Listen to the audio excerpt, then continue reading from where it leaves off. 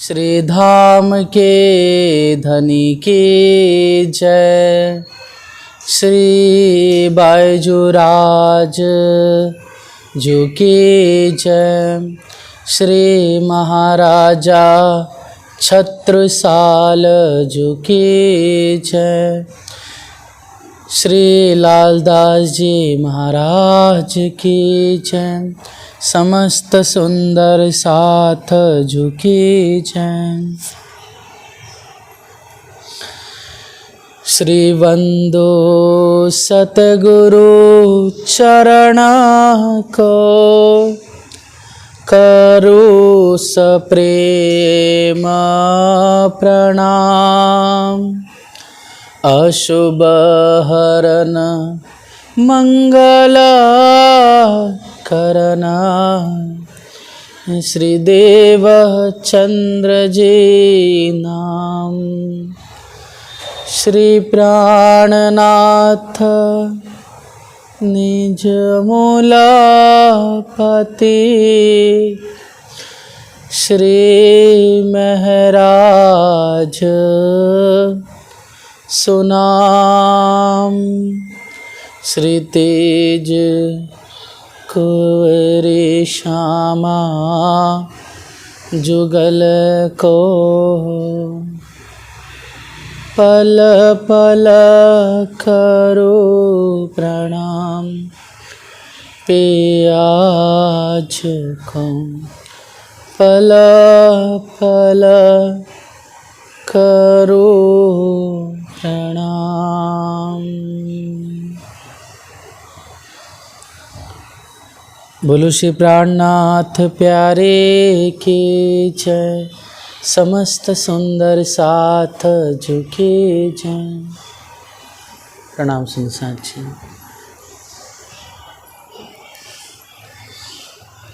Fan बंद कर दो वाले।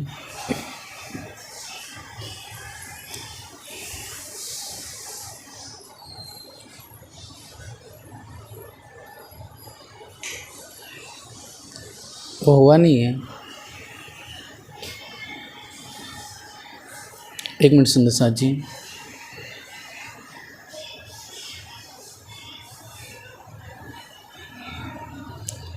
वहीं से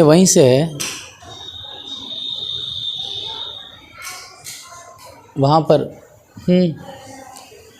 बच्चे लोग को उधर ले भेज दें। आइए सुंदर साथ जी, बड़े उत्साह और प्यार से हम अपने वाला जी की प्यारी सी चौपाई दोहरा लें। श्री महमत कहे साथ जी।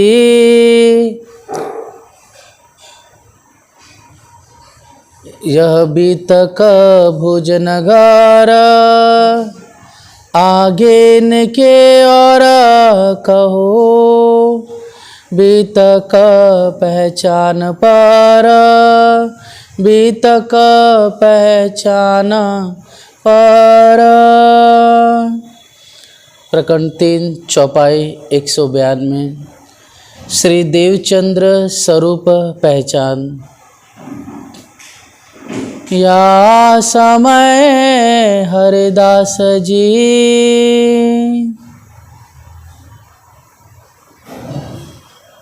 प्रणाम संसार जी।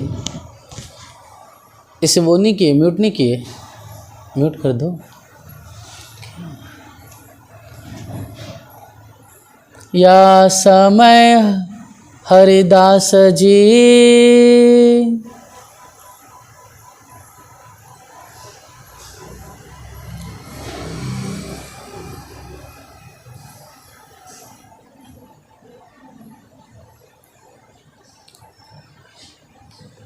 प्रणाम सुंदर साथ जी। आप हादी महामती श्री लालदास जी महाराज जी, सदगुरु महाराज जी अर्थात धनी देवचंद जी महाराज जी के उस दिव्य अनुपम जो प्रेम की लीला है, जो यह ब्रह्म लीला है, उस ब्रह्म लीला का आप हादी चौथे दिन के लीला का बहुत प्यार से उत्साह से बयान कर रहे हैं कि आप सद्गुरु धनी देव चंद जी महाराज जी इस धरा पर विक्रमी संवत 1638 आसो सुदी 14 के दिन आप इस धरा पर प्रकट हुए। बाल्य अवस्था से ही आप धार्मिक अवस्था के थे और इतनी रुचि थी कि सोचिए सुंदर साथ जी कि बाल्य अवस्था में ही कभी तीर्थंकरों के मंदिर, कभी भगवान शिव के मंदिर, कभी देवी देवताओं के मंदिर, कभी चतुर्भुज जी के मंदिर, अर्थात मतलब हर एक प्रकार से आप मंदिरों में जाकर कभी परिक्रमा लगाना, तो कभी नैवेद्य और उगाना, तो कभी झाड़ू मारना, अनेक प्रकार की सेवा करते थे। और हमने देखा सुंदर साथ जी कि कई चमत्कारी लीला आपके बाल्य अवस्था में आपके साथ हुई है। जब आपकी उम्र लगभग 11 साल होती है तब धनी के हुक्म से ये इच्छा होती है और विचार आता है कि मैं कौन, कहाँ थे आइया, कहाँ मेरो भरतार, अर्थात मैं कौन हूँ, मैं कहाँ से आया हूँ और मेरे आत्मा के वो स्वामी कौन हैं। तब आप धनी देव जी खोज करने लगते हैं और उमरकोट गांव में बहुत वित्त से पुरोहित, ज्ञानियों के पास, पंडितों के पास, विप्रों के साथ अनेक सवाल पूछते हैं और परमात्मा से संबंधित बातें करते हैं, लेकिन आपको वो चैन कहीं भी प्राप्त नहीं होता है। तब सुंदर साथ जी 16.5 साल की उम्र में आप कच्छ देश की यात्रा अकेले ही करते हैं। उस समय सबसे प्रथम दीदार धाम धनी यहाँ पर पठान रूप में आकर के श्यामा जी स्वरूप धनी देवचंद जी की हाथ पकड़ते हैं, बाह पकड़ते हैं, अर्थात उन्हें राह बताते हैं और उनके अंदर जो विश्वास है, ईमान है धर्म के प्रति और समर्पण के प्रति, वो दर्शन दे करके, राह बता करके आप ईमान को तरोताज़ा और बढ़ा देते हैं आप। और प्यारे सुंदर साथ जी धनी के हुक्म से हमने बहुत प्यार से कल के प्रसंग में देखा कि किस तरह से कच्छ में आप कितना कष्ट, कितना दुख, परेशानी झेलते हुए धनी देवचंद जी महाराज जी कई संप्रदाय, सन्यासियों में, पंथों में जा कर के खोज करते हैं और वो शोध करते करते कहीं भी आत्मा को करार नहीं मिलता है। तब जाके हे सुंदर साथ जी आज लगभग 4 वर्ष के पश्चात आप कच्छ से होते हुए भोजनगर पहुँचे हैं और भोजनगर में जा कर के आप हरिदास जी महाराज जी से आपका दिव्य मिलन होता है। और उस दिव्य मिलन में प्यारे सुंदर साथ जी हरिदास जी महाराज जी की बहुत प्यार भरी वो सेवा देखते हैं। उस सेवा से धनी देवचंद जी खुश हो जाते हैं उनके आचरण से। इसलिए सुंदर साथ जी आप हरिदास जी को कि तन मन से जीव से सेवा करने लगते हैं और किसी भी प्रकार से कोई कमी नहीं रखते हैं। तब सुंदर साथ जी प्रसन्न होकर के आप मंत्र देने का विचार करते हैं।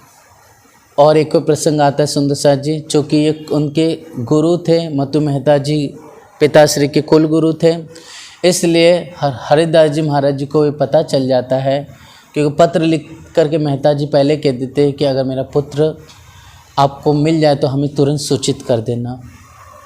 तब मतु मेहता जी पत्र लिख के भेज देते हैं। लगभग 5वें दिन के बाद ही आप मतु मेहता तुरंत उमरकोट से यहाँ पधारते हैं। बहुत समझाते हैं लेकिन किसी प्रकार से धनी जी मानते नहीं हैं, क्योंकि आपको जो लगन लगी थी वो लगन किसी भी प्रकार से दुनियाई रीति रिवाज से छूटने वाली नहीं थी। इतना वैराग्य चढ़ा हुआ था आपके भीतर। इसलिए सुंदर साथ जी अब हरिदास जी महाराज जी विचार करते हैं कि इन्हें मैं मंत्र दो और उसी समय जो उत्तम तिथि समय विचार करते हैं। और आप माता पिता भी धनी देवचंद से बिना पूछे हुए क्या करते हैं, शादी का विवाह फिक्स कर लेते हैं। अब सुंदर साथ जी इस शादी के विवाह में यहाँ तय कर लेते हैं। धनी देवचंद को कुछ पता नहीं होता है, उसी दिन मंत्र दीक्षा का भी समय होता है। भद्र भेक हो करके आप सद्गुरु हरिदास जी महाराज जी के पास पहुँचते हैं और वहाँ पर सुंदर साथ जी मंत्र लेते हैं और मंत्र लेकर के हरिदास जी महाराज जी मंत्र देते हैं कि भज मन श्री वृंदावन कुंज विहारी नित्य विलास। और क्या कहते हैं कि इस मंत्र को आप अच्छी तरह से जप करना और साथ साथ में इस जप के साथ साथ में जो आप सेवा करोगे, ध्यान करोगे और जो वृंदावन का आप जो मार्ग अपनाओगे चितवनी द्वारा, ध्यान के द्वारा, उसमें आप सखी भाव को ग्रहण करना।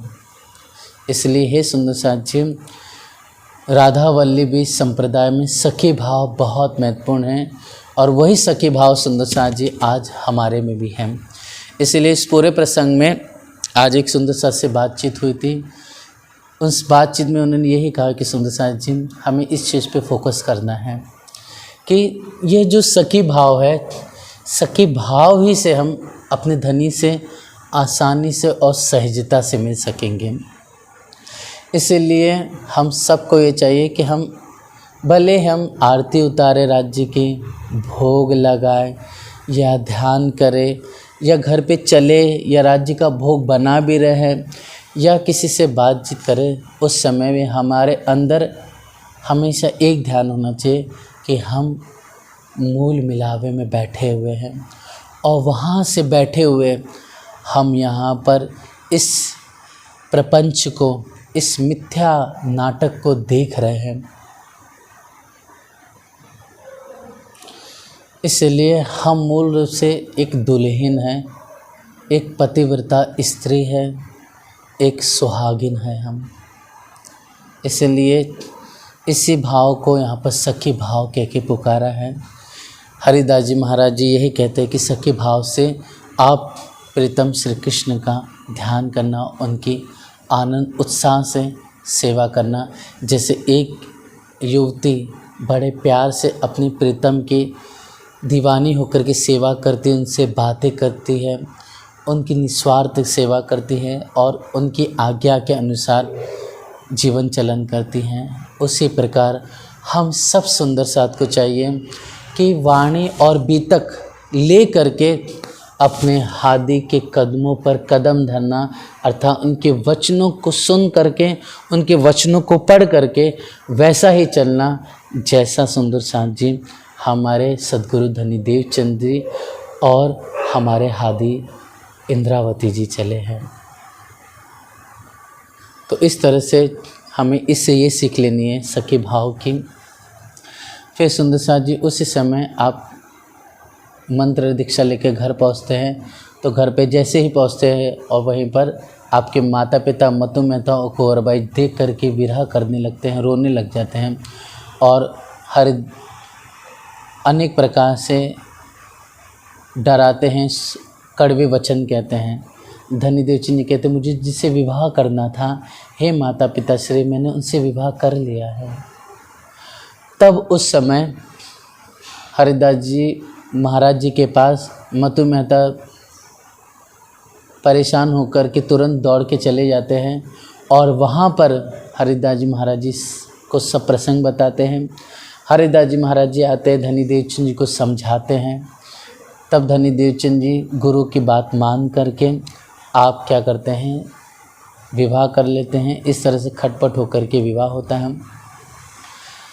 धनी देवचंद विवाह करने के पास भी फिर भी अपनी सेवा नहीं छोड़ते थे। वो पहले के ही जैसे कि आप सेवा करते थे उसी अनुरूप आप सेवा करने लगे। आप नित्य प्रतिदिन मंदिर के परिक्रमा लगाते थे ब्रह्म मुहूर्त में लगभग 3-4 बजे आकर के। और फिर सुंदर साथ जी हरिदास जी महाराज जी को लगता था कि जब मैंने मंदिर खोला है तब देवचंद जी आए, लेकिन धनी देवचंद जी में कुछ 2-3 घंटा पहले ही आ जाते थे और परिक्रमा लगाते थे। जब मालूम है हरिदास जी महाराज जी नीचे आ रहे हैं या कुछ खटपट होती थी, मतलब आवाज़ आती थी, तब धनी देवचंद जी कहीं छुप जाते थे और उन्हें पता नहीं लगने देते थे कि मैं आ करके परिक्रमा कर रहा हूँ। इस तरह से अपने मन को समझाते थे और अपनी सेवा किसी के सामने जाहिर ना करते थे। तो हे प्यारे सुंदर साथ जी, इस सेवा का भाव भी हमें समझना चाहिए कि धनी देवचंद ने किस तरह से अपनी सेवा को, अपने भजन को छुपाया है। हम भी निश्चित रूप से सुंदर साथ जी अपने भजन को, अपनी सेवा को कहीं ना कहीं रूप से छुपाने का प्रयत्न करना चाहिए। इसके लिए वाणी में कहा गया है कि छिपके साहिब कीजिए आज, खासल खास नज्जी की स्वाद है। बड़ी दुआ एक ही सब गिरों से करे छुपाए। हे प्यारे सुंदर साथ जी, इस तरह से अद्भुत लीला होती है। एक बार हरिदास जी देख लेते हैं, लेकिन वो कहते हैं कि धनी कहते हैं कि बस मुझे ऐसा लगा प्रात हो गई है इसलिए मैं आया। लेकिन दूसरी बार भी सुंदर साथ जी हरिदास जी महाराज जी देख लेते हैं और पता चल जाता है, हरिदास जी महाराज जी को आभास हो जाता है कि जानबूझ करके क्या कर रहे हैं, अपनी सेवा को छुपा रहे हैं। अर्थात अपनी सेवा को छुपा करके आप बताना नहीं चाहते हैं कि मैं इतनी परिक्रमा कर रहा हूँ, इतनी सेवा कर रहा हूँ। इसलिए हरिदास जी महाराज जी विचार करते हैं कि निश्चित रूप से मुझे इनकी जो सेवा अब सहा नहीं जा रहा है, मुझे ऐसा करना चाहिए कि इनको सुख मिले, चैन मिले और ये घर बैठ के ही परमात्मा की सेवा करने लग जाएं। इसलिए हरिदास जी एक समय निश्चित करते हैं और समय उत्तम तिथि देख करके आप विचार कर लेते हैं कि बाल मुकुंद जी की सेवा इन्हें देनी है। धनी देवचंद से पूछते हैं कि मैं तुम्हारे लिए क्या करूं जो तुम्हें सुख मिले, लेकिन धनी देवचंद कुछ नहीं कहते हैं। तब आप निश्चय कहते हैं बाल मुकुंद जी देने का। यह समय हरिदास जी एक दिन निको ठहराए कर कहा, बाल मुकुंद जी पधराओ तुम सेवो अपने घर। हरिदास जी महाराज जी कहते हैं कि हे देवचंद्र, अब मैं तुम्हें बाल मुकुंद जी की सेवा दूंगा। आप भगवान की सेवा लेकर के घर पे जाना और बड़े प्यार से सेवा करना।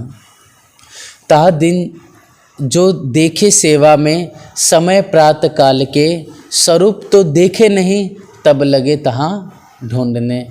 इस तरह से अद्भुत चमत्कार होता है कि हरिदास जी महाराज जी उस दिन कहते हैं कि उस समय सुंदर सा जी वसंत ऋतु का कुछ समय था और वैशाख का ही महीना था। उस समय आप हरिदास जी महाराज जी नहा धो कर के उठ करके जैसे निज मंदिर खोलते हैं और अवाक हो जाते हैं, स्तब्ध हो जाते हैं कि बाकी बिहारी जी की तो सेवा है लेकिन बाल मुकुंद जी की मूर्ति नहीं दिखाई दे रही है।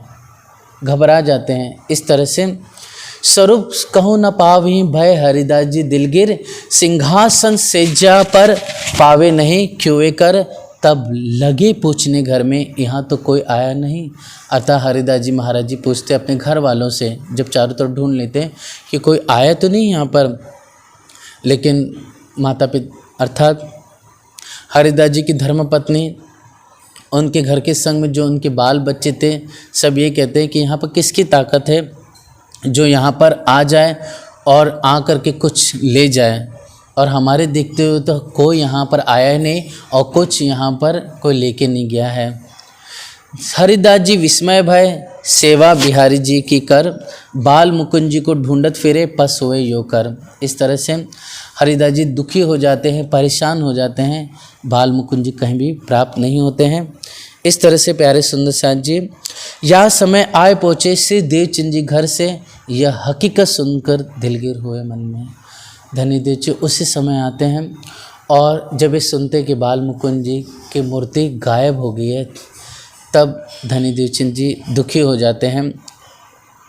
हरिदास जी महाराज जी और धनी देवचंद महाराज जी की बातचीत होती है और धनी देवचंद जी ये कहते हैं, यह चिंता तुम जिन करो भाई चूक हमसे, निश्चित रूप से हमारी सेवा में ही कोई कमी है, कुछ हमारे में ही कुछ अज्ञानता है, कुछ गुनाह हुआ है, हमसे कोई पाप हुआ है, इसलिए बाल मुकुंद जी भगवान की मूर्ति हम आपसे अदृश्य हो गई, अन्यथा आप तो हमें वो सेवा दे ही चुके थे, आपने वचन दे दिया, मतलब आपने दे ही चुके थे, लेकिन हमारे में ही कोई अज्ञानता है, कोई हमारे अंदर ही अवगुण है, इसलिए भगवान साक्षात मूर्ति सहित दूर हो गए। लेकिन हरिदास जी मानते नहीं है सुंदर साथ जी कि धनी देव जी में कोई भी कमी नहीं है। इस चीज़ से हमें सीख लेनी है प्यारे सुंदर साथ जी कि कभी भी कोई भी अप्रिय ऐसी कोई असमंजस जैसी घटना हो जाए तो कभी भी किसी को दोष नहीं देना है। हमें दोष देना है तो स्वयं को देना है। हमें अगर दोष देना है तो अपनी करनी को देना है, हमारे अपने भाग्य को देना है। क्योंकि सुंदर साथ जी अगर हमने दो धनी ने लिखा है हमारे लिए, वो अच्छा ही लिखा होगा, क्योंकि राज्य हमारा कभी बुरा नहीं चाहेंगे। अगर हमारे अंदर हमें कोई दुख भी हो रहा है, उस दुख में भी हक दिल के हैं कई गुज सुख, मतलब अगर दुख भी हो रहा है उस दुख में भी राज्य का बहुत सुख होगा। लेकिन इस समय हमें धैर्य रख कर के, विश्वास रख कर के, हमें किसी को न दोष दे करके हमें हर परिस्थिति में संयम रखना है, सब्र रखना है, और दुख का जो घूंट है वो पी लेना है। सुंदर साथ जी वक्त आएगा सुंदर साथ जी, तब धनी हमें बहुत बहुत ज़्यादा सुख देंगे।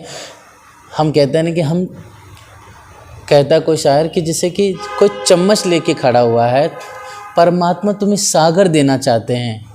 हम क्या है, चम्मच लेके खड़े हैं, परमात्मा सागर देना चाहते हैं, लेकिन वो सागर तभी देंगे, उसके लिए एक समय निश्चित है। लेकिन हम क्या होता है, उतावलापन करते हैं, इसलिए कहते हैं कि आकले काम शैतान के और ठंडे हक से होए। मतलब जो शैतान के परबस है वो क्या जल्दबाजी करते हैं, उतावलापन करते हैं, और जो धनी के अंग है वो धैर्य रखते हैं, शांति रखते हैं, सब्र करते हैं, दुख सह करके भी अपने धनी पे पूरा विश्वास रखते हैं। इसलिए है सुंदर साथ जी धनी देवचंद जी ऐसा तो कहते कि मेरे में अवगुण है, मतलब वो अपनी कमी देख रहे हैं, और हरिदास जी जान लेते हैं कि देवचंद जी में कोई कमी नहीं है। हरिदास जी माने नहीं प्रसाद न ले लगा, इससे हरिदास जी मानते नहीं धनी देवचंद जी की बात। और क्या होता है, ये नियम बांध लेते हैं, अर्थात वो एक प्रण ले लेते हैं कि मैं अब प्रसाद नहीं लूँगा। उस समय उनके घर के बड़े लोग भी ये प्रण लेते हैं, देवचंद जी भी प्रण लेते हैं कि जब तक बाल मुकुंद जी की मूर्ति न मिले तब तक हम कुछ भी अनाज अरोगेंगे नहीं। बिहारी जी को अरोगाए दो बाल भोग राजभोग, अर्थात जो बाकी बिहारी जी की जो मूर्ति थी उनको आप हरिदास जी महाराज जी ने बाल भोग लगा दिया। जैसे कि हल्का भोजन, हल्का भोग होता है, हल्का प्रसाद भोजन होता है, उसको बाल भोग बोलेंगे। और जो भारी होता है जैसे कि अपन थाल भोग कहते हैं 5 पद्मावतीपुर में, और हर एक मंदिर में हर एक सुंदर साथ बड़े प्यार से राज्य को पूड़ी है, खीर है, दाल है, सब्जी है, विविध प्रकार के अथाने हैं, पापड़ हैं और फल फ्रूट हैं, मतलब कोई भी कमी नहीं रखते हैं। ऐसा सब मिला कर के जो धनी को अरोगाते वो थाल हो गया। और बाल भोग में सुंदर साथ जी हल्का रखते हैं, जैसे कि पूड़ी या सब्जी होगी या फिर कुछ मिठाइयाँ होगी या फल फ्रूट होगा, बस इतना हल्का रहेगा। इसमें कोई भी एक चॉइस भी कर लेते सुंदर साथ जी। इस प्रकार से वो बाल भोग होता है, मतलब हल्का बाल भोग, और ज़्यादा विस्तार से होता है जो भोग वो राजभोग कहा जाता है। तो हरिदास जी बड़े प्यार से प्यार भी होता है और विरह भी होता है, दर्द के साथ में सुंदर साथ जी आप अरोगाते हैं, और जो प्रसाद बचता है वो बच्चों को अरोगाते हैं। घर में सब लोगों ने और हरिदास जी ने करने लगे सब एकादशी से देवचंदी 3 समय। इस तरह से एकादशी मतलब व्रत करने लगते हैं। प्रसाद न लियो घर में भयो व्यतीत दिन, इस तरह से प्रसाद नहीं लेते हैं घर में, बाल बच्चों को छोटे होते उनको अरोगा देते हैं। अब समय पूरा दिन का निकल जाता है, फिर रात की 2 पहर भी बीतनी होती है। इतने में हरिदास जी महाराज जी बैठे बैठे उनको क्या होता है, यहाँ पर आपको नींद लग जाती है। अब थोड़ी सी जैसी झपकी लगी, आँख मिची जिसे कहते हैं, झपके लग गए, तब साक्षात कृष्ण जी का जो बाल स्वरूप है उसे बाल मुकुंद स्वरूप कहते हैं सुंदर साथ जी। वो बाल मुकुंद स्वरूप आकर के हरिदास जी महाराज जी को दर्शन देते हैं। अहो प्रभु जी कहाँ गए हते, हम ढूंढे कल्पे मन। हरिदास जी महाराज जी कहते, ओह मेरे प्रभु, हो मेरे परमात्मा, आप कहाँ चले गए थे। ढूंढते ढूंढते पूरा दिन हम विरह करते रहे, रोते रहे, आप कहाँ चले गए थे हमें छोड़ करके। कहा हम तो उठी बैठे हते। क्या कहते हैं, हम तो कहीं नहीं गए थे, हम तो वहीं पर थे, तो तुम क्यों न दियो दीदा। तब हरिदास जी महाराज जी कहते हैं कि हे भगवान, तो आपने क्यों हमें दर्शन नहीं दिया जब आप उधर ही थे। आप क्यों हमसे अंतराय करके बैठ गए, हमसे क्या कमी रह गई। तब बाल मुकुंद जी कहते हैं हरिदास जी को कि कहीं तुम मोको पधरावते थे श्री देवचंद्र जी के द्वारा, अर्थात तुम देवचंद्र जी जो मेरी मूर्ति है, जो मेरी सेवा है, तुम देवचंद्र जी को दे रहे थे। सो तुमको इन स्वरूप की भय नहीं पहचान।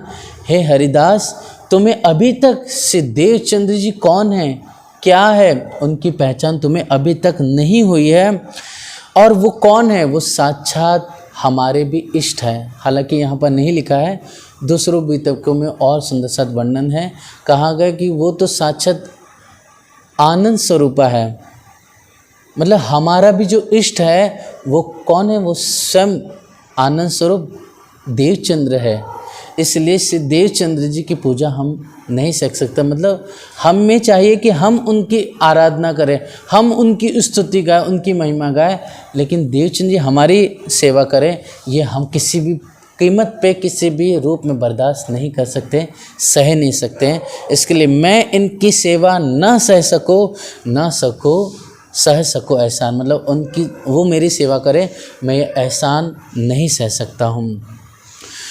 तब आप बाल मुकुंद जी महाराज जी क्या कह रहे हैं, जो दिलगीर होए, अगर श्री देवचंद्र जी दुखी हो जाते हैं तो आप हे हरिदास जी ऐसा करना, तो वस्त्र सेवा दीजियो तुम मोहे ना दीजियो इन्हें, अर्थात मेरी मूर्ति की सेवा उन्हें ना देना, आप क्या कह देना, वो वस्त्रों की सेवा आप उन्हें दे देना। तब प्रभु जी तुम कहाँ हो, अर्थात हरिदास जी जब बाल मुकुंद जी इतना सा वचन कह देते हैं तब आप शांत होते हैं। तब हरिदास जी महाराज जी कहते हैं कि हे प्रभु जी आप अब कहाँ पर हो। तब बाल मुकुंद जी कहते हैं कहीं मैं बैठो वहीं ठोर, अर्थात मैं वहीं पर बैठा हुआ हूँ, कहीं नहीं गया हूँ। यो करते झपके मतलब आँख खुली तुरंत झटक लिया, ऐसा होता है ना, एकदम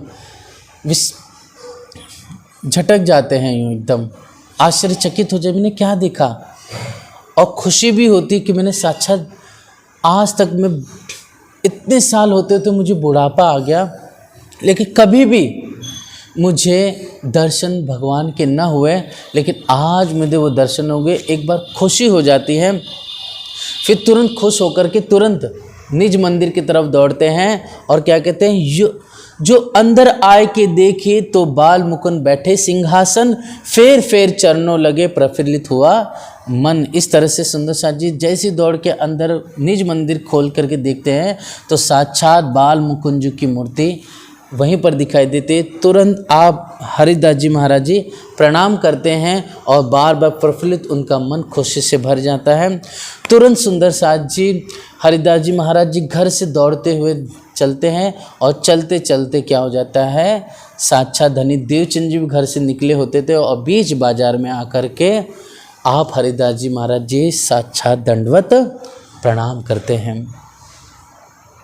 तब धनी देवचंद जी क्या करते हैं, कहीं हरिदास जी कहाँ करत हो, क्या कर रहे हो आप, हाथों उठाया तीन। तब धनी देव जी स्वयं हरिदास जी महाराज जी को अपने हाथों से उठाते हैं।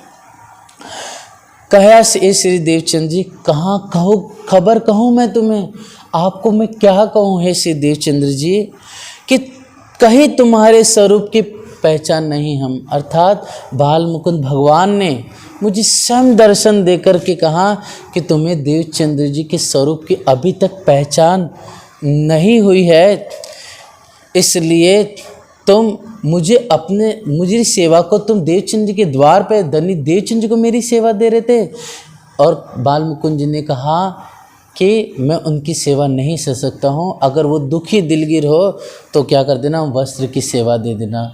इसलिए आज तक हे देवचंद तुम मेरी सेवा करते रह गए है ना, और मुझे पता नहीं जिनकी मैं आराधना कर रहा हूँ और मुझे आराधना करते बूढ़े हो गए, कभी दर्शन हुए, लेकिन तुम्हारी कृपा से आपकी वजह से मुझे वो दिव्य दर्शन हुए और उन्होंने आपकी पहचान करा कि दीदी कि उनसे भी ऊपर कोई है, मतलब उनसे भी कोई परे कोई शक्ति है, तो वो आपका स्वरूप है। इस तरह से आप हरिदास जी महाराज जी दंडवत प्रणाम करते हैं तो उठाते धनी देवचंद जी और सारी बात हरिदास जी महाराज जी देवचंद जी महाराज जी से कहते हैं। आज दिन लगे हम सेवते कबो दर्शन नहीं साक्षात, सो स्वरूप बाल मुकुंद जी मुँह सो करी विख्यात, मतलब मुझसे आके सब बातचीत की, सो तुम्हारे स्वरूप की पहचान कर दे, तुम इनको जानत नहीं मोहे ऐसी बात कही। अर्थात बाल मुकुंद जी सारी बात कही और आपकी पहचान करके दी। और मेरी सेवा करन को इन्हें देवो तुम जिन मतलब नहीं सेवा देना, जो हो सी देवचंद दिलगी तो दीजिए वस्त्र सेवन। इस तरह से सुंदर साथ जी यह अद्भुत लीला होती है। यहाँ पर धनी देवचंद जी महाराज जी की पहचान हरिदास जी महाराज जी को हो जाती है। तब धनी देवचंद जी कहते हैं पाए बाल मुकुंद जी तुम, तब कहा हरिदास ने चलो दर्शन करावे हम। अर्थात लालदास जी महाराज जी यहाँ फरमा रहे हैं कि धनी देवचंद जी सदगुरु कहते हैं कि हे हरिदास जी महाराज जी आपने क्या बाल मुकुंद जी भगवान को पा लिया?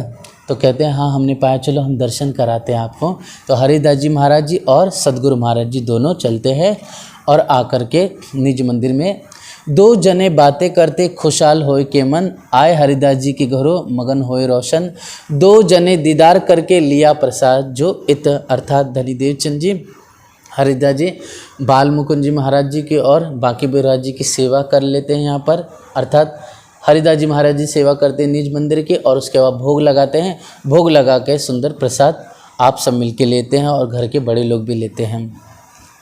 इन विद भुज नगर में भई कहीं भात बीतक, ताकि एक भात तुमसे कहीं है बात बड़ी बुजुर्ग।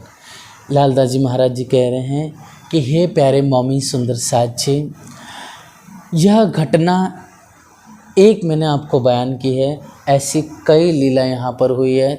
मैं इस जुबान से उस दिव्य अद्भुत चमत्कार का वहाँ धनी देवचंद जी के संग जो लीला हुई है मैं इस जुबान से नहीं कह सकता। सिर्फ एक प्रकार से आपको बयान किया है, उसे आप चित्त में धारण करके विचार करना कि और कितने चमत्कार हुए हैं। जामा बाके बिहारी जी का दिया सेवन को, से देवचंद सिर चढ़ा के लाए अपने घर में। इस तरह से सुंदर सा जी जो बाके बिहारी जी के जो वस्त्र थे वो वस्त्रों को आप सदगुरु महाराज जी ले करके अपने घर पे आ जाते हैं। अर्थात सुंदर सा जी हरिदास जी महाराज जी को जो हुक्म हुआ था बाल मुकुंद जी द्वारा कि मेरी सेवा न देकर के वस्त्र सेवा देना, तो आप वो वस्त्र सेवा घर पर लेके आ जाते हैं। तहाँ जाए एक ठौर को बनाए नीके कर, वासन से सिंहासन तहाँ पधराए वस्त्र। अर्थात सदगुरु महाराज जी अब घर पे एक ठौर एक स्थान निश्चित करते हैं। स्थान निश्चित करने के बाद बड़े प्यार से आप वहाँ पर वस्त्रों की सेवा करने लग जाते हैं।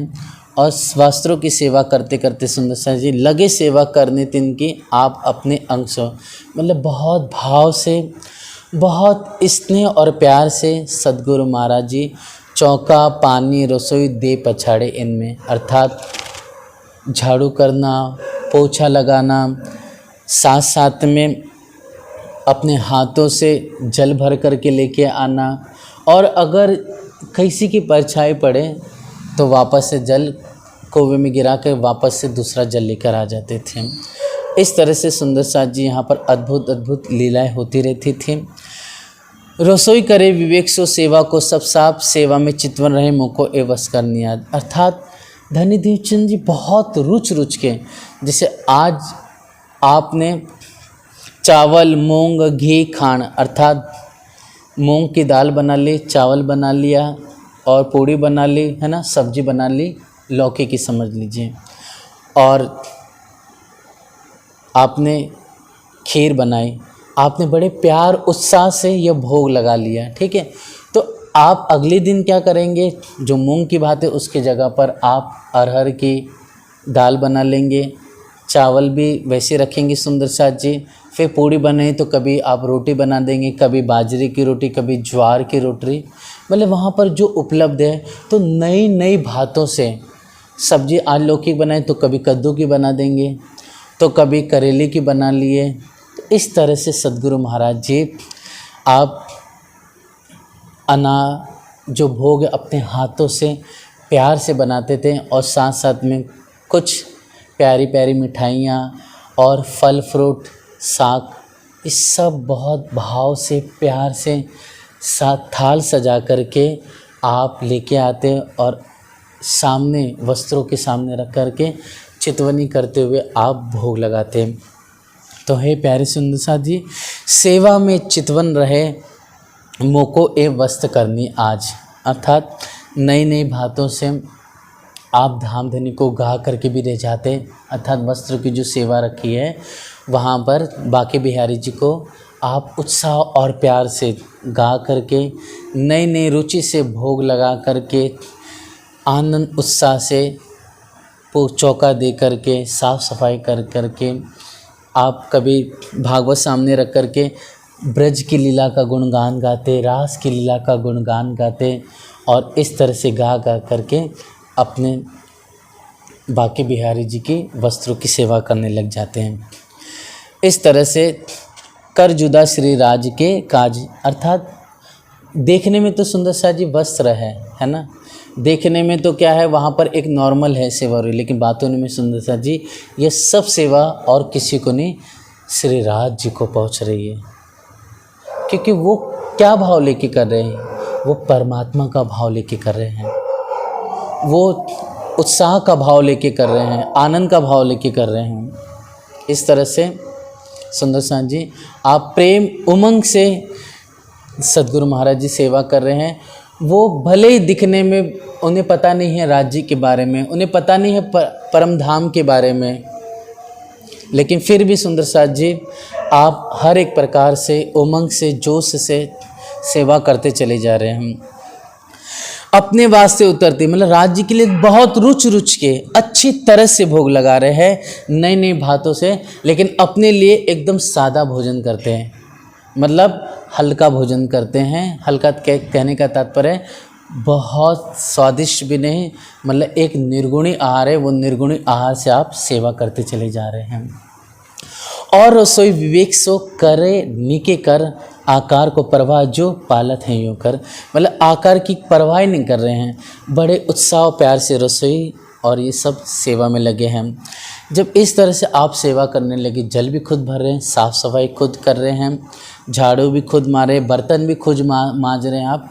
जब इतनी सेवा देखे ध्यान चितवनी, तब जो आजू बाजू के लोग थे, नात प्यात के जो लोग थे, वो सब क्या है लील बाई को टोकने लगे और कहने लगे तुम ऐसी स्त्री हो घर में, सिद्धि चिन्ह मेहनत करे हाथों से, कि एक पति को ये एक पत्नी को चाहिए कि पत्नी पति के हर एक प्रकार से सेवा करे, लेकिन तुम घर पे रह करके भी देवचंद की कोई मदद नहीं करती है, तुम कैसी स्त्री हो। ऐसा करके आपको ताना मारते लीलबाई जी को। तुम क्यों रसोई न करो, जल क्यों न भर लावोते, तुम चौका क्यों न देवो, चाहिए सेवा तुमको ये। तब इत लीलबाई ने करी आय के अरज, लीलबाई जी ने प्रार्थना की, सब मुझे ताना मार रहे हैं, हे स्वामी, इसलिए आप जो सेवा कर रहे हैं उसमें मुझे भी कुछ सेवा दे दी ताकि मैं सेवा करूं। तब से देवचंद जी ये कहा, नहाई तेरो एक काम, कभू तेरा चित दुखाएगा, जल भरते इस ठाम, या और टहल करते दुखाए ताको नहीं पहचान, तब सेवा धर्म कहाँ रहो ना होय मेरे समान। इस तरह से आप सद्गुरु महाराज जी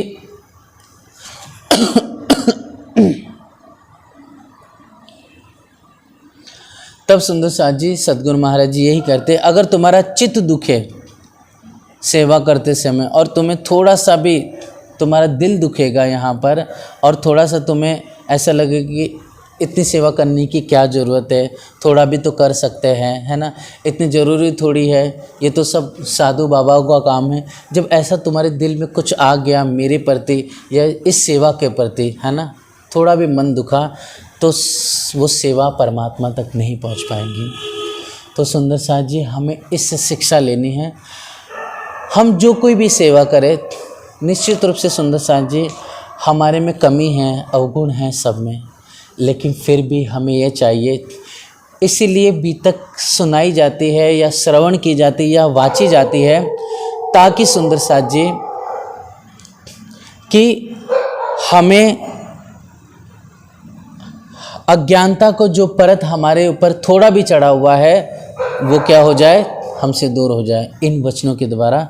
इसलिए सुंदर साथ जी इस वाणी से ही हमारे अंदर जो थोड़ा भी मैल बैठ जाता है, अज्ञानता बैठ जाती है, इस वाणी के द्वारा हमारे अंदर क्या है, वो अज्ञान रूपी जो कीचड़ हृदय पे आ जाता है उसे क्या कर दिया जाता है, धो दिया जाता है। वो जल कौन सा, ये वाणी रूपी जल है।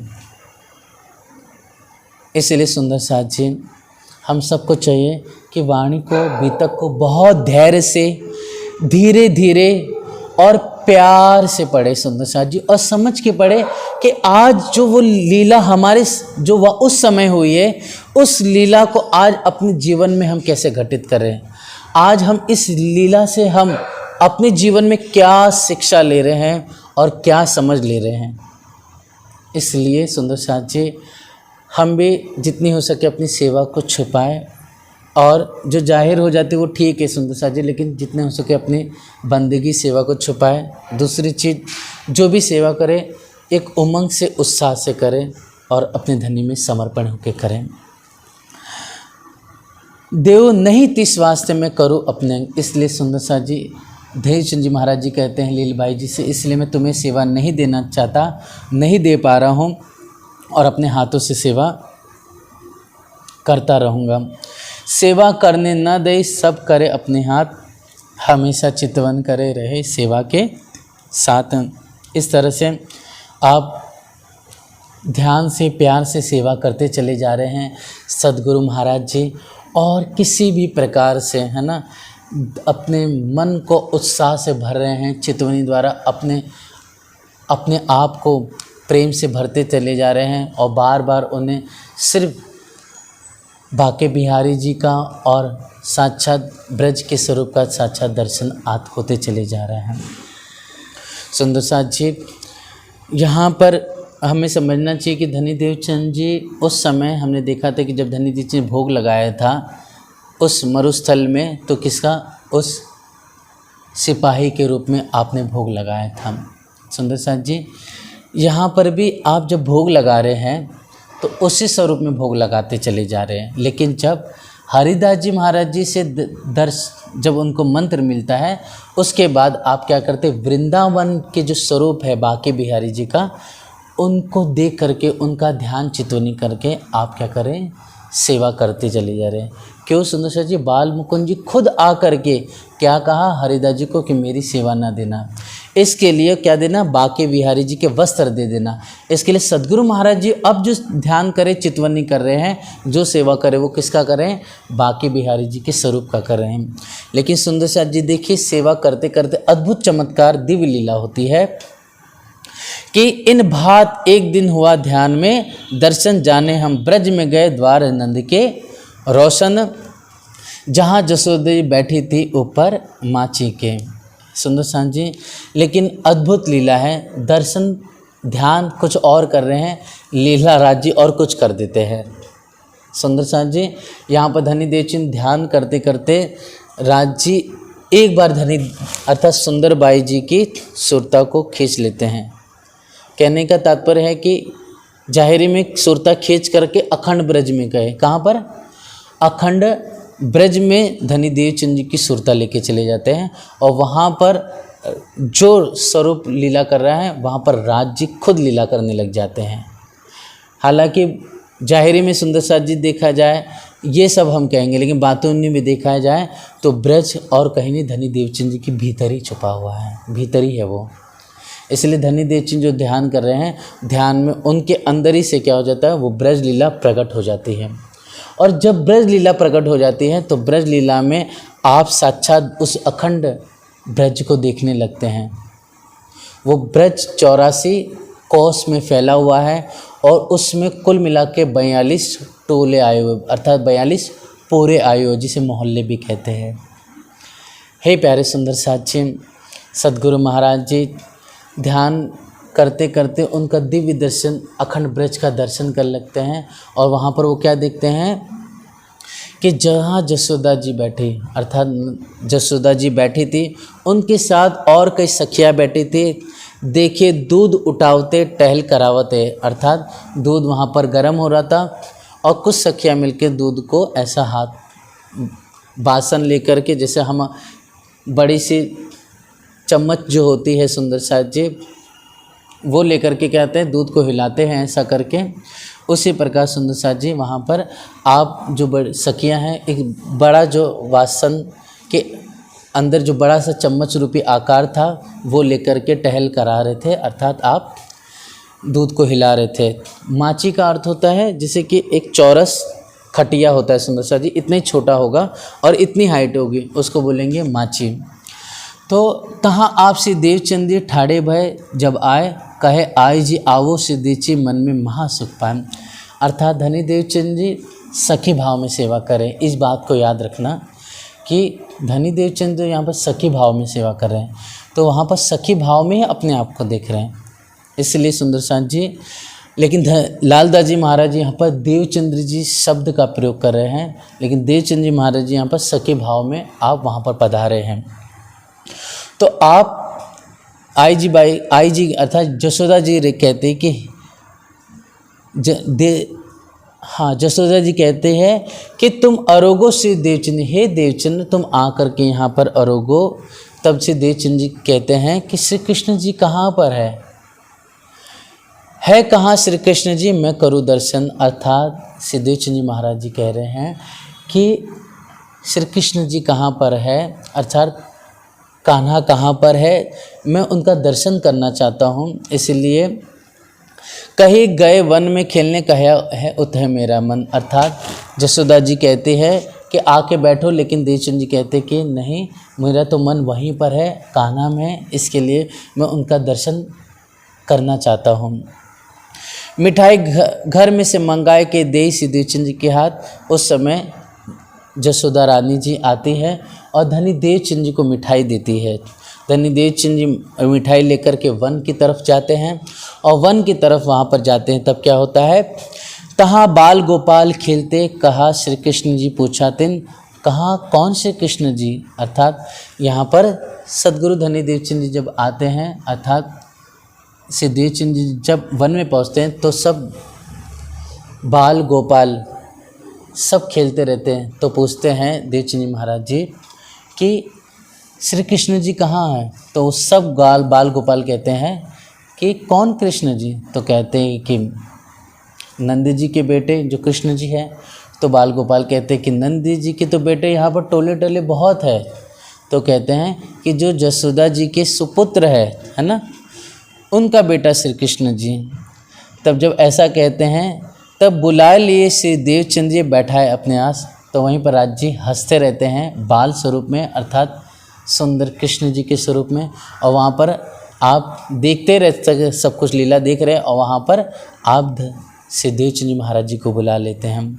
बातें लगे करने मुख मीठे प्रेम लिए खास, अर्थात यहाँ से आप श्री देवचंद जी महाराज जी के साथ में आप राज जी बाल स्वरूप में क्या करते हैं, मीठी मीठी प्रेम की बातें करते हैं। दूसरों बीतों में वर्णन आया है सुंदर साथ जी कि यहाँ पर जब देवचंद जी महाराज जी आते हैं तो आप राज जी क्या करते हैं, गले से लगा लेते हैं। गले से लगा करके प्रेम की मीठी मीठी बातें होती हैं, आनंद की, और वो आनंद की बात करके आप दोनों आनंद से खुश हो जाते, झूम उठते हैं। फिर सुंदर साथ जी वहीं पर सब सखी अर्थात सब बाल गोपालों ने क्या किया था, उस वन में घोंघरी बनाई थी। ऐसा कहते हैं जैसे कि गेहूं की भी घुंघरी होती है, सुंदर साथ जी बनाई जाती है। तो सुंदर साथ जी वहाँ पर उस समय आपने बाल गोपालों ने घुंघरी बनाई थी, जिसमें ऐसा कहते हैं पानी में गर्म करके फिर दूध में डाल करके घुंघरी खाई जाती हैं।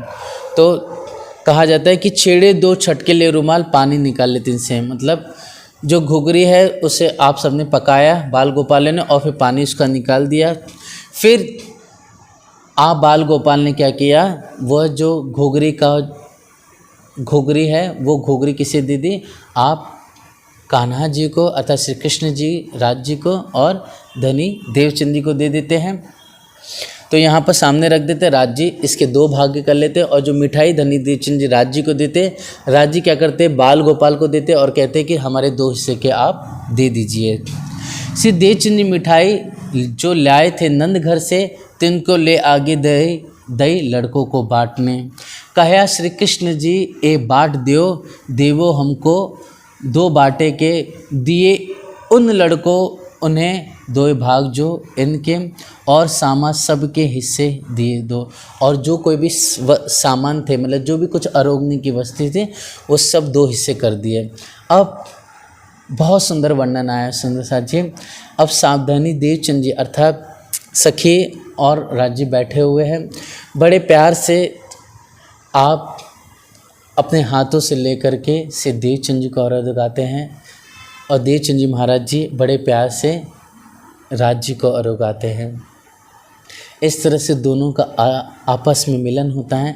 हंस करके मीठी मीठी बातें करके आप दोनों रखते हैं। मतलब यह जो सुंदर राज जी और श्री श्यामा जी का ये दिव्य जो मिलन है और बड़े प्यार से जो आप एक दूसरे को अरोगा रहे हैं, वो इस जुबान से वो सुख और उस समय जो आँखों में आँखें मिला करके जो हंसते हुए प्रेम भरी बातें करते हुए हमारे वाला जी अरोगाते हैं। मतलब अपने मुख हाथों का जो कवल है श्यामा जी के मुख में डालते हैं और फिर श्यामा जी बड़े प्यार से अपने हाथों में सुंदर कवल लेकर के राज जी के मुख में डालते हैं और सुंदर राज जी के होठों का सुंदर स्पर्श और जो जीभ है जो दांत का स्पर्श करते हैं श्यामा जी, और राज जी भी श्यामा जी का स्पर्श करते हैं। इस तरह से हे प्यारे सुंदर साथ जी, आँखों से आँखें मिल गए, दिल से दिल मिल गए, सुंदर प्यारी पवन चल रही है, खुशबूदार इत्र से सुगंधित, और यहाँ पर आप राज श्यामा जी का ये दिव्य मिलन होता है। और इस दिव्य मिलन में आप अरोकते अरोकते आप धनी देवचंद जी महाराज जी का ध्यान तुरंत उसी समय टूटता है और फिर से देवचंद जी आप अरोगे, फिर ध्यान से चौके यो सोए, तब इनको विचार करके तहकीक किया मन में। अर्थात तुरंत आपका ध्यान टूटता है तो उसी समय धनी देवचंद जी अपने उत्साह आनंद से बहुत खुश हो जाते हैं। फिर धीरे धीरे जब आंखें खुलती है तो धनी देवचंद क्या देखते हैं, वही घुघरी और वही नैवेद्य अर्थात वो मिठाइयाँ वहीं पर साक्षात धनी देवचंद के पास रखी हुई है। तो प्यारे सुंदर साथ जी, ये बहुत ही प्यारी और चमत्कारी आनंद से भरी हुई लीला है, जिसका जितना भी बयान करे वो सुख वो ही सुंदर साथ जान सकता है। जो ध्यान में अपने राज्य को अरुगाते हैं, जिनको ध्यान में दिव्य इस आनंद का महा सुख, वो रसमय परमानंद जिस सखी को प्राप्त होता है, वही इस अद्भुत प्रेम की लीला को जानता है। इसलिए ये लीला कहने में बहुत आसान है सुंदर साथ जी, लेकिन इसको पा करके जो सुंदर साथ आँखों से आंसू निकलते हैं और जो प्रेम प्रकट होता है धनी के प्रति, जो समर्पण प्रकट होता है, वो ज्ञान के द्वारा या प्रचलन द्वारा पल भर के लिए होता है, लेकिन एक बार दर्शन होने के बाद जो सुंदर साथ कुर्बान होता है वो एक अलग ही अद्भुत कौतूहल की लीला होती है। तो इस तरह से सुंदर साथ जी आप हादी लालजा जी महाराज जी इस दिव्य दर्शन का वर्णन करते हैं और सुंदर साथ जी ऐसा वर्णन आया हुआ है कि सद्गुरु महाराज जी ये लीला के बारे में किसे हरिदास जी महाराज जी को बताते हैं। हरिदास जी महाराज जी को वह घोगरी का प्रसाद और वो जो मिठाई का प्रसाद है बड़े उत्साह से धनी देवचंद जी बताते हैं लीला, और खुद भी अरोगते हैं वो प्रसाद और हरिदास जी महाराज जी को भी अरोगाते हैं।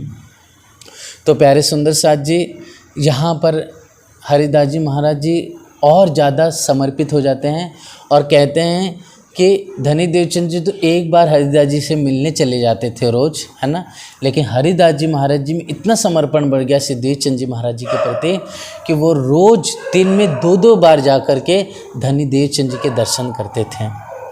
यहाँ तक कि अकेले अकेले जाते जाते इनकी जो धर्मपत्नी हैं और इनके परिवार के लोग भी मतु मेहता जी के घर पे जाने लगे और देवचंद जी के पास बैठ करके उन्हें प्रणाम करके उनसे बातें सुनते हैं और कुछ सत्संग करते हैं। इस तरह से समय गुजरान हुआ सुंदर साथ जी। हरिदास जी मानते नहीं थे, बार बार चरण छूते, इवन उनके परिवार के लोग भी छूने लग गए। धनी देवचंद जी दुखी हो गए और उन्होंने कई बार मना किया, लेकिन हरिदास जी माने नहीं। फिर कारण कारज बना सुंदर साथ जी। एक बार हरिदास जी महाराज जी ने कह दिया कि क्यों ना हम सब मिलकर के एक ही जगह एक ही ठिकाने पर रहने लगे। लेकिन धनी देवचंद जी की साधना, वो तपस्या, वो परमात्मा से मिलन, वो दिव्य धाम को देखने की इच्छा अभी तक पूरी न हुई थी। अर्थात आज भी कोई आड़ी का चमत्कारी लीला हो जाए वो बहुत अच्छी है सुंदर साथ जी, लेकिन ये समझने की बात है कि जब तक हमें वो परम धाम साक्षात नहीं दिखाई दे, जब तक जैसे हम इस संसार को देख रहे हैं वैसे हमें वो दिव्य ब्रजरास, वो हमारे वाला जी, वो परम धाम नहीं दिखाई दे, तब तक हमें पुरुषार्थ करना है, मेहनत करनी है, अपना सब कुछ निछावर कुर्बान करना है। इस तरह से सुंदर साथ जब हम अपनी साधना करते रहे, कोई भी सुंदर साथ के कुछ न कुछ चमत्कारी लीला होती है, दर्शन हल्के हो जाते, सुंदर साथ जी कुछ मीठा मीठा आभास हो जाता है, लेकिन सुंदर साथ को चाहिए कि रुके नहीं, वो अपना पुरुषार्थ करते रहे, अपने आप को मिटाता रहे, सेवा चितवनी करते रहे, ताकि वो दिव्य दृष्टि उन्हें प्राप्त हो जाए। जैसे धनी देवचंद जी को दूसरे बार दर्शन होते वो रुके नहीं सेवा से और आगे बढ़ते चले गए। इसलिए कहा जाता है सुंदर साथ जी कि कोई दिन इन भाषों से हुआ है गुजरान, इन भात कई विधि की कहाँ लो कहूँ पहचान। इस तरह से सुंदर साथ जी ऐसी अद्भुत घटना यहाँ पर हुई। फिर धनी देवचंद जब दुखी हो जाते हैं तब उसके बाद आप यहाँ से पलायन करते हैं।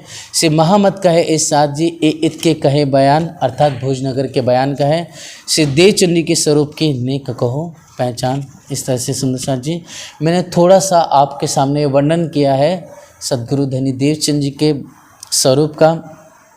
आगे सुंदर साथ जी धनी देवचंद जी यहाँ से हलार देश के लिए प्रस्थान करते हैं। हलार देश मतलब सौराष्ट्र कहा जाता है आज के समय भी उसे, और उसी को हम सुंदर साथ जी क्या कहेंगे, नौतनपुरी जामनगर भी कह देंगे। अब यहाँ से आए बीच हलार देश जिसे सौराष्ट्र भी कहते हैं, और हलार देश के अंदर नौतनपुरी जिसे हम इस समय जामनगर कहते हैं, बहुत जमा भय के इस वहाँ पर बहुत सारे उनके जाति बिरादरी के लोग भी इकट्ठा होने लगे। इत माँ बाप आए रहे उत वल्लभी मार्ग रहे जो, तीन सीती रबद रहे वे करने लगे शोर। इस तरह से सुंदर साथ जी आप धनी देवचंद के माता पिता जो मतु मेहता कुंवरबाई है, पुत्र के बिना वो रह नहीं सकते थे क्योंकि एक ही पुत्र था। इसके लिए लीलबाई जी, धनी देवचंद जी और आप सब मिलकर के पूरा परिवार यहाँ पर आ जाता है। तब धनी देवचंद जी श्याम जी के देवल में कथा कहे कानजी भट्ट, निष्ठा ले सुनने लगे होए वल्लभी से खटपट। इस तरह से श्याम जी का मंदिर था वहाँ पर उस मंदिर में कानजी भट्ट, कानजी व्यास जी महाराज जी चर्चा करते थे भागवत की। तो धनी देवचंद ने प्रण ले लिया कि अब मैं निष्ठाबंध होकर के भागवत का दिव्य शरण करूँगा। लेकिन वहाँ पर जो वल्लभी संप्रदाय वाले थे हमेशा खटपट कुछ ना कुछ करते रहते थे। सुंदर साथ जी धनी देवचंद ने क्या प्रण लिया था कि जलपान को तब करे जब आहार देवे आत्म, अर्थात मैं आहार तभी लूँगा तब जब मैं भागवत का श्रवण कर लूँगा। जब मेरी आत्मा को आहार मिल जाएगा चर्चा के द्वारा, तब मैं क्या करूँगा, जलपान ग्रहण करूँगा। ऐसा सद्गुरु महाराज जी ने अपने जीवन में एक यह दृढ़ प्रतिज्ञा ले लिया, ये व्रत कर लिया। तब आहार आकर को देवे न करे कम। इस तरह से सुंदर साथ जी आपने दृढ़ प्रतिज्ञा कर करके अपने जीवन में निश्चय कर लिया कि जब भागवत श्रवण करूँगा उसके बाद ही अपना जीवन पूरा जो दैनिक कार्य है तभी आरंभ करूँगा। इस तरह से सद्गुरु महाराज ने जो प्रण लिया, अब आगे प्रण के बाद सुंदर साथ जी कैसे वल्लभी से खटपट होती है, कैसे संवाद शास्त्रार्थ होता है सुंदर साथ जी, कैसे सब मिलकर के धनी देव चित्र की महिमा गाते हैं, कैसे आपका पुरुषार्थ, कैसे दिव्य धनी का दर्शन होगा। आप सुंदरबाई श्री श्यामा जी को इस लीला के बारे में सुंदर साथ जी हम प्यार से, आनंद, उत्साह से कल के दिन श्रवण करेंगे। आइए सुंदर साथ जी प्यार से अपने उस प्यारी प्यारी मीठी चौपाइयों को हम दोहरा लें। देवे न करे कमा जल पान को तब करे, जब आहार देवे आत्मा तब आहार आकार को, देवे न करे कमा, देवे न करे कमा। बोलो श्री प्राणनाथ प्यारे की जय, सद्गुरु महाराज की जय, समस्त सुंदर साथ की जय। प्रणाम सुंदर साथ जी।